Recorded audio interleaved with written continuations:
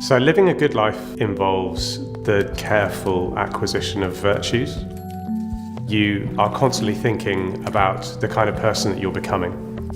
Who am I? What am I good at? What do I want to do? What are my hopes and dreams? How am I going to make a living? How should I best raise my children? What's my place in the world? God, there's almost no end, I think, to the questions we ask ourselves. And I think it's a beautiful way to be, that you're curious about life because it makes you better. It takes you further and makes you deeper as a person.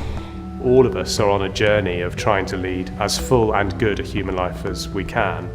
Good education, at some level, is about understanding how we are connected to nature.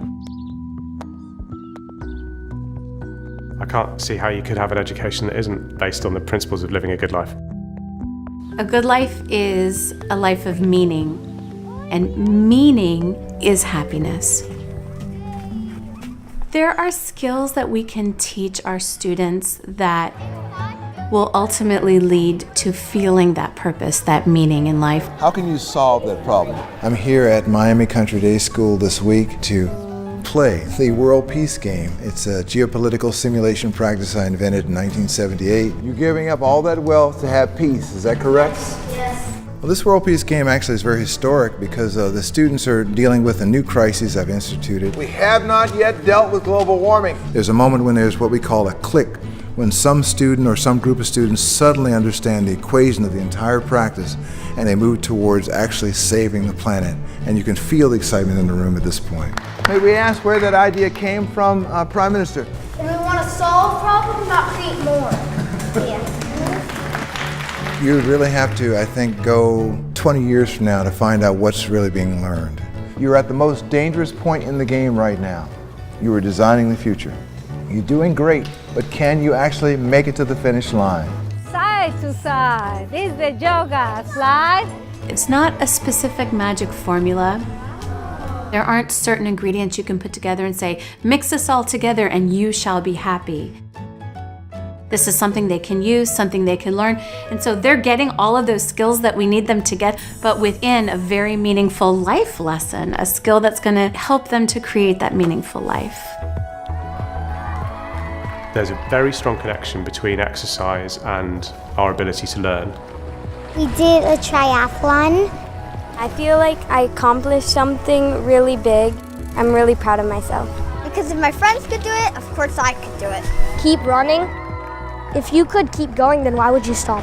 They learned how to take something that seemed impossible and make it possible, and that's a lesson they will carry through their entire lives. And that was an incredible experience as a parent. When you've been exposed to people directly who step out to become all that they want to be, it's contagious. And then there was one who got all the way to the top right before the rope, and tears, I heard the tears. And I think with the encouragement from the kids and just saying one more.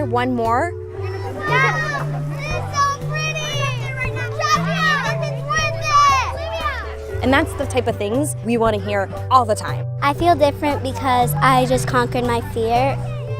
You can learn those skills and materialize happiness out of thin air.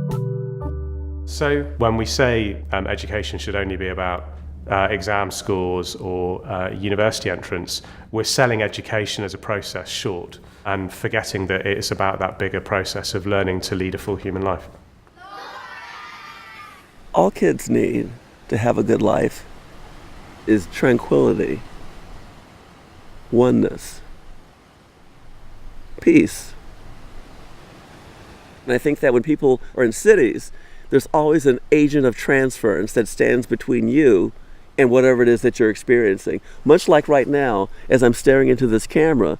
But when you're in nature, there's no barrier. That's why I think the most important thing that families can do for their children is to take their children out into nature, where they feel a sense of immersion, just like when you jump into a pool of water, or for the first time in your life, you walk out into the ocean. To experience the world firsthand, not secondhand. It reawakens that childlike wonder that is the basis and foundation for all learning.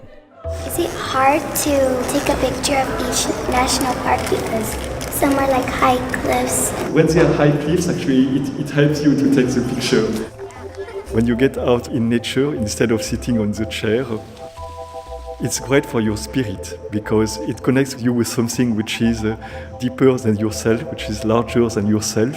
Just by looking at beautiful things, the plants, the animals, this connection also makes you feel happier. No, these are not antlers. Yeah, they look like sticks. Those antlers, they belong to the moose, and the moose, they just shed their antlers every They do? year. I never knew that, and I know a lot about mooses. Oh yeah.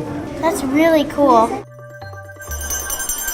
You must build curriculum around what the children love so that their love will drive the learning. Do the star marking. Skyrocket! Oh, And ultimately, that's going to lead to happiness.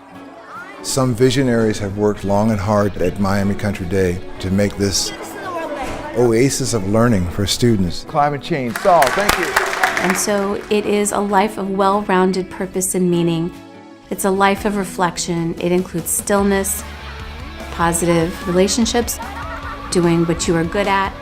It includes joy, and it's what all of us really want. The holistic value of communities and people who love each other, care for each other, nurture each other, that's what human beings were meant to experience. So you have the kind of perfect storm, as it were, where everything comes together to provide children with a lot of freedom to work out what the good life might be.